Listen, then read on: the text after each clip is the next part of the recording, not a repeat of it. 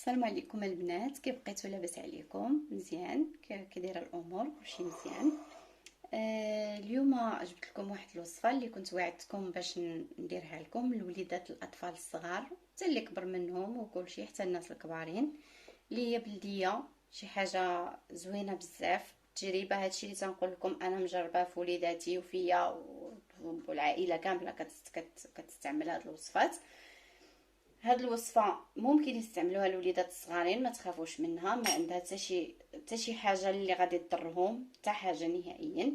هاد الوصفه كتكون من الزيت البلديه ومن الكرموس. غادي نوريكم، انا مصوباها مده قديمه بزاف. هادي كيف ما كتشوفوا، ها هي دي الزيت البلديه والكرموس.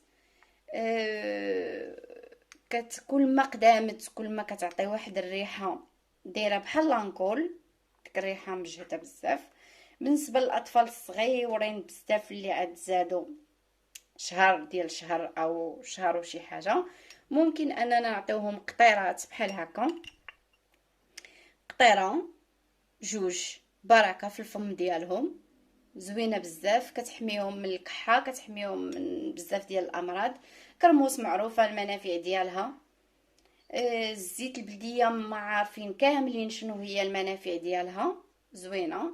هاد الوصفه هادي حيت كدار للاطفال اللي عاد زادوا صغيورين، ما دايراش انا فيها الثومه، هادي غير كرموس وزيت البلديه، ما فيهاش حتى شي حاجه واحده اخرى، فقط كرموس وزيت بلديه. كديرهم في واحد الجبانه اللي تكون معقمه، في واحد القريعه اللي تكون معقمه مزيان، مغليه معقمه، وكديريهم كديري الكرموس، كديري عليه زيت البلديه، كتخليه وتسدي عليه بلا ما طيبي القرعه، بلا ما ديري حتى شي حاجه، كتخليها وتنسايها مده طويله. هذه انا عندي قديمه بزاف، ما عقلتش انا واش 3 سنين ولا اكثر ولا ما عارف، انا ما بقيتش عاقله عليها.